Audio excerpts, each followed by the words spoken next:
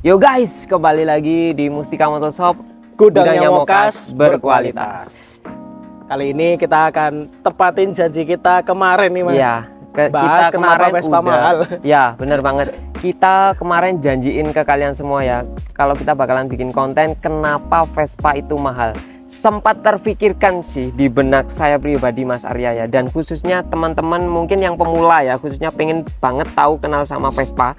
Kenapa Vespa itu mahal dan kenapa Vespa itu terkesan apa ya? Terkesan high price ya, mungkin ya, overprice. Nah, mungkin bisa dijelasin Mas Arya kenapa hal tersebut. Oke, Mas Ada teman-teman. Mungkin sebelumnya kita akan cari perbandingan dulu lah.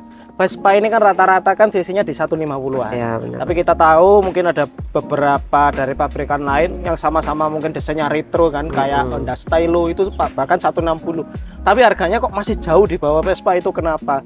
Ya perlu diketahui teman-teman ya, kalau dari dulu Vespa dari Vespa jadul pun, Vespa yang masih manualan 2 tak itu bodinya itu masih dipertahankan menggunakan logam Mas. Jadi kayak gitu. Ini kalau kita ketok ya, logam.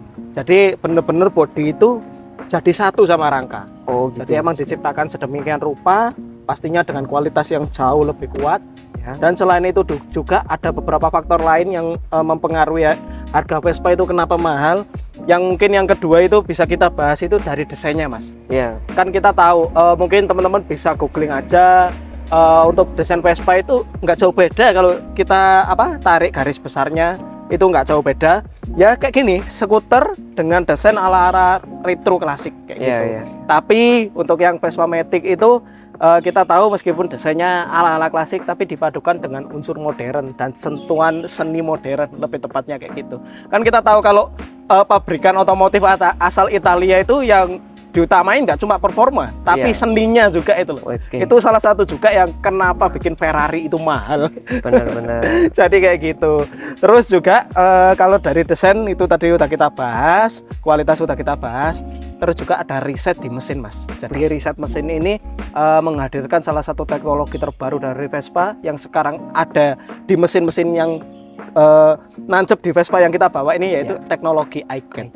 Ya, jadi untuk membuat teknologi baru pastinya butuh riset teman-teman. Jika sebelumnya kita tahu teknologi itu sebelum iGate ada 3V, untuk iGate ini punya beberapa keunggulan. Jadi emisi gas buang yang lebih rendah, efisiensi bahan bakar, tarikan yang lebih responsif, dan juga mengurangi getaran. Jadi kalau sebelum ada teknologi iGate ini masih menggunakan teknologi 3V, biasanya Vespa itu lebih getar, lebih kerasa getarannya kayak gitu. Jadi untuk Vespa yang sekarang itu lebih halus rasanya kayak gitu. Makanya Vespa itu selain daripada kualitas, teknologi, terus juga value. Nah, value-nya itu juga dapat semua. Makanya semuanya. Vespa itu ada harga, ada kualitas kayak gitu teman-teman. Jadi ada pasarnya sendiri lah untuk orang-orang yang emang pengen tampil stylish, di lain sisi juga pengen tampil secara klasik dan kalem. Kayak gitu. Mungkin itu aja Mas Ada. Nah, itu teman-teman jawaban dari Mas Arya yang sangat singkat, padat, dan sangat informatif buat kalian semua. Jangan ragu nih kalau pilih Vespa untuk kebutuhan kalian. Nah, buat kalian semua yang tertarik dengan Vespa Matic di sini atau di Mustika Motorshop, kalian langsung aja berkunjung ke Mustika Motorshop Kepuh dan juga Mustika Motorshop Sulfat.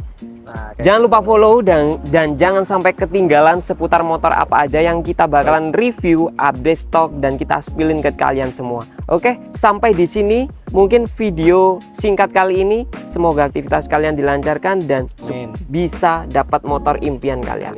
Terima kasih dan sampai jumpa di konten berkualitas berikutnya.